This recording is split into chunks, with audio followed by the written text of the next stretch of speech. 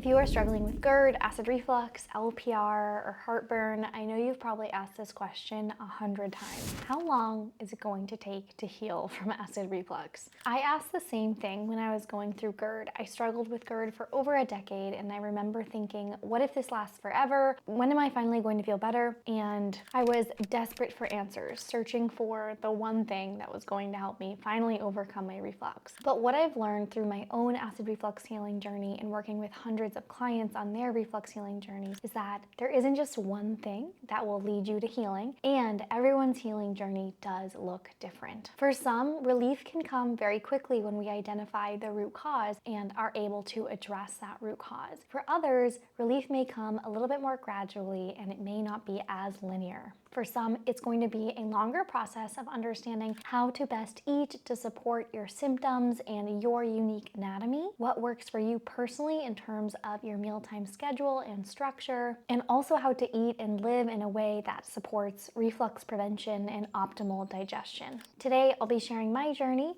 and also 3 client stories to give you an inside look on what this healing journey typically looks like and how long it might take. Welcome back to this channel. If you are returning to learn more about reflux and digestive health, thank you for being here. If you're new, my name is Pelletier. I'm a registered dietitian specializing in digestive health and acid reflux specifically. I decided to start my practice, Flora Nutrition, and my app, Flora, to help others overcome acid reflux, GERD, and LPR after my own struggles with GERD for over a decade. I remember desperately searching for answers, and that's when I started this YouTube channel, actually. We are dedicated on this channel to help you understand your reflux, optimize your digestion so that you can live your fullest life. So if you're new here, be sure to subscribe, hit the notification bell down below so you can get updated for weekly videos that could help you transform your health and finally find reflux relief. Also, we have loads of free resources if you're just getting started on your reflux relief journey. We have a free acid reflux meal plan, grocery guide, and more in the description of this video, so don't miss out on those. When I first started dealing with reflux, I tried everything: elimination diets, supplements, medications, sleeping upright, intermittent fasting, you name it, I tried it. And while some things helped temporarily, I always felt like the symptoms came creeping back in. What was happening to me is I was stuck in this cycle of getting reflux after a meal, thinking it had to be that food that caused my symptoms, and then I would remove another food. So my list of foods was growing smaller and smaller every day. This was leading to a lot of anxiety around food, weight loss, some disordered eating, and also really harmed my microbiome health because my list of foods was just so small. What really changed the game for me, and when I started to actually see progress, is when I realized that acid reflux was not just about what I was eating. In fact, it was actually not what I was eating because I had already eliminated all the reflux triggers. And so when I got a reflux symptom after that food, I had to remember it's not that food, it is my underlying reflux issue. It is my underlying inflammation or digestive issue that is causing this reflux. So by letting go of this demonizing view of food, healing my relationship with food, slowly expanding my diet so that I was optimizing my gut microbiome again, and then also realizing that reflux is not just about nutrition. Understanding how to manage stress and take care of my nervous system was pivotal. So when I was dealing with reflux, I was stuck in this mindset of I'm never going to get better. I was like really negative thinking. Every time I would get a symptom, I would spiral and feel super anxious. And it was this negative feedback loop of symptoms, anxiety causing symptoms, and the cycle would continue. So the most pivotal step was believing I could actually heal. I had to believe that I could heal so that my nervous system could feel calm. I had to visualize myself healthy and well every single day so that I could really be shifting into that parasympathetic nervous system response where we can digest our food well. So believing I could heal, positive visualizations, getting out of this anxiety spiral really did help support my vagus nerve, which is extremely important in reflux prevention. Your motility is controlled by your vagus nerve, and if you're in a stressed zone, always in fight or flight, this can impact your vagus nerve, impact your motility, and can cause that reverse motility possibility of things coming back up. So this was a turning point for me. And so once I figured out these two things, that it wasn't just what I ate, and it was also about my nervous system, I did start to see progress. But I struggled with GERD for over a decade, and I would say it's hard to say exactly how long it took me to heal because I tried for years and years. But once I did figure out what worked for me in terms of small, frequent meals, optimizing my microbiome health, supporting my nervous system, managing stress, shifting out of fight or flight, I would say I started to see relief and had significant relief in about 6 months. It really was for me a combination of what I've already mentioned, but also strategic supplementation. I'm not going to go into full video detail of what I did because I have a whole video on how I healed from reflux, the supplements I took, everything right here. So if you want the full story, you can check this out. But I had significant relief in about 6 months. Then my next step was really, after reducing inflammation, I really wanted to come off my PPIs. And I have a full video on how I did that as well. But that process took me a very long time, several months, over 6 months to really fully wean off of my PPI. And then once I was off of my PPI, probably another 3 months or so to feel like I could incorporate the trigger foods. What a lot of people do after they get off their PPI is they'll immediately invite all the trigger foods back in, and this can be problematic because your body is not used to those things. So I really recommend just going slowly when you're implementing trigger foods back into your diet. Start with just one at a time and start with really small portions so that you can kind of understand what your threshold levels are. So overall, I would say over a year in terms of my own healing journey. It really does take time, and we have to be compassionate with our bodies. Our bodies are not Amazon Prime. If you're not getting relief in the first week or two of trying a new strategy or a new program, don't give up. Stay committed and really practice being patient with your body. Know that progress comes with consistency. Consistency is really the secret sauce when it comes to reflux relief. The reason why a lot of people don't get relief is because they give up too soon in terms of the strategies that they're using, whether that be nervous system, supplement strategies, or really prioritizing nutrition and meal planning so that they can eat at a consistent schedule. It can be overwhelming, and I totally get that. So just take things one step at a time, but do not move backwards. Do not let go of the habits you've already built. Keep moving forward. Set new goals each week for yourself based on what you're learning on my channel or on the Flora app, and really implement this into your life and stay consistent. Okay, I want to tell you about Anne, who was one of my clients, and all of these clients have given me permission to share their stories because they have written me testimonials. All of our client testimonials are down below as well if you want to check those out. But Anne came to me. She had only had reflux for about 3 months. When she got reflux, she was active, she was healthy, she was eating a balanced diet, or so she thought, and her reflux kind of just came out of nowhere. After reviewing her nutrition and her medical history, all of her anatomy was normal. She didn't have any lower esophageal sphincter issues. She didn't have any Barrett's esophagus or hiatal hernia. But what she did reveal to me in her initial consultation is that her acid reflux started after a time of very high stress. And this is actually very common. This is something we see all the time with our clients, where acid reflux, GERD or LPR, will start after a period of high stress. And this can be due to several reasons. So for Anne, this stress caused her to skip meals during the day and then potentially overeat at dinner or even overeat late at night. And then going to bed with a full stomach can be really problematic and can lead to reflux during the night. So this was one trigger, but also stress can temporarily loosen the lower esophageal sphincter. So it can allow stomach contents to move back up into the esophagus and really allow for that mechanical reflux event, which can trigger a reflux flare, which Anne was in. So in our plan, we used a combination of nervous system snacks, little nervous system breaks throughout the day where she was reducing stress, really supporting her vagus nerve with deep breathing or stretching or journaling or taking a bath. We also shifted her mealtime pattern, so we made sure that she was set up for success when it came to her lunch and her breakfast, having a really solid lunch and breakfast so that dinner didn't have to take the burden of all of her nutrition, and she wasn't hungry after dinner. So she was able to stop eating and have a mostly empty stomach when she went to bed, which was really, really important for preventing reflux at night. Once we adjusted her nervous system routines and her nutrition strategies, she saw relief really quickly. Within 3 weeks, her symptoms had reduced about 75%. So the takeaway here is that if we are able to identify some root causes that we can modify, this can really resolve very quickly. And it really takes consistency. Anne was a wonderful client because she immediately implemented the things that we discussed, and she was really resourceful. She would use the Flora app for recipes, she would use it for meditations. She really threw herself in to the method, and so she saw results very quickly.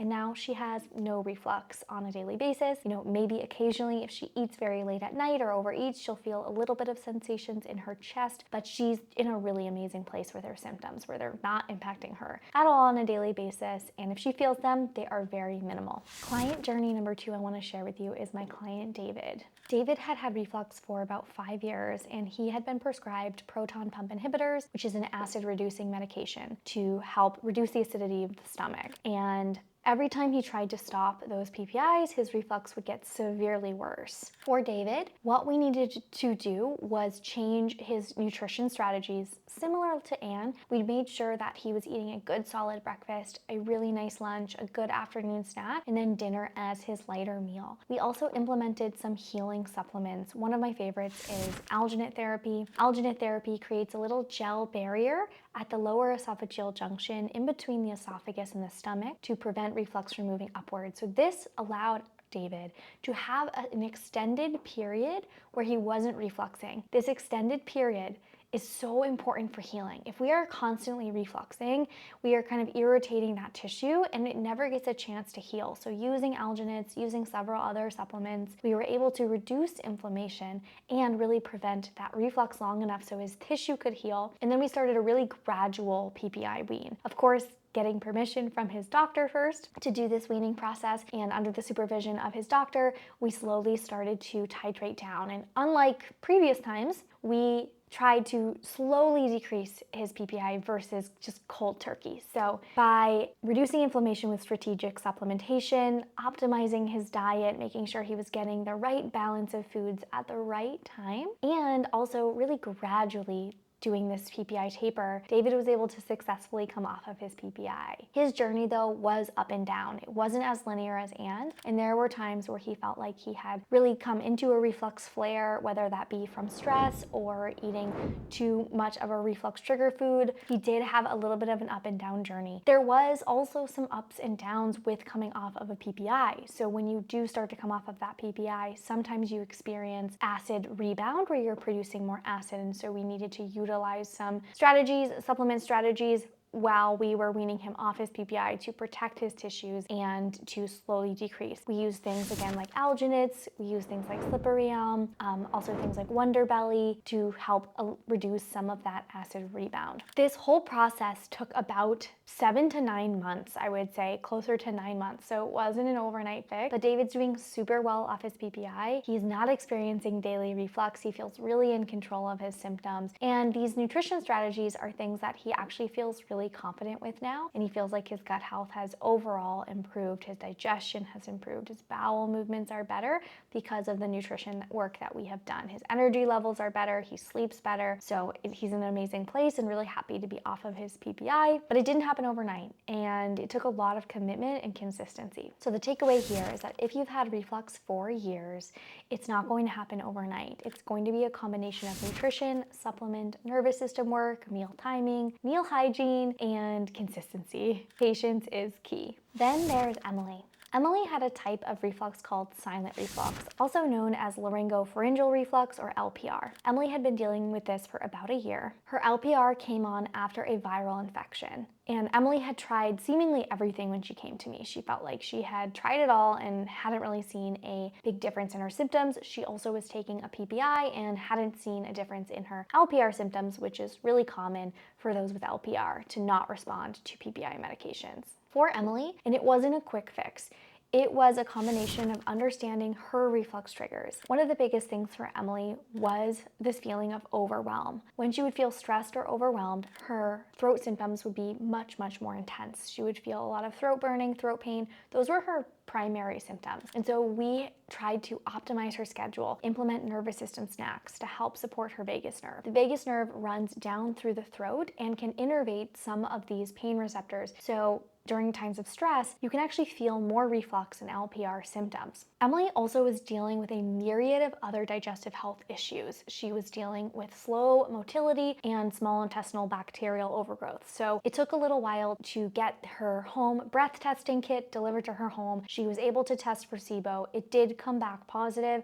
and with her doctor and our supplement strategies, she went through a course of antibiotics as well as antimicrobials to help eradicate the SIBO. We then also utilized probiotics for her to repopulate her microbiome, in addition to a balanced diet to really optimize her good bacteria and prevent that SIBO from coming back. So it wasn't just the LPR, we were also dealing with underlying root causes that may have really led to that LPR as well. There's often multiple root causes here. So as you can see with Emily, there was the post-viral element, the stress element, the vagus nerve, but also some bacterial imbalance that we needed to address. For Emily, we needed to find a sustainable way to eat that helped her prevent reflux with her busy schedule. She was a mom, she had 2 kids and a very busy job. So we needed to understand, how do we actually create a sustainable nutrition plan that is easy to implement, that allows her to get the nutrients her body needs, get enough nutrition, but not end up eating so late at night and playing catch up at night. So similarly to David and Anne, we were working on those mealtime patterns together. Today, Emily's symptoms have improved about 80 to 90%.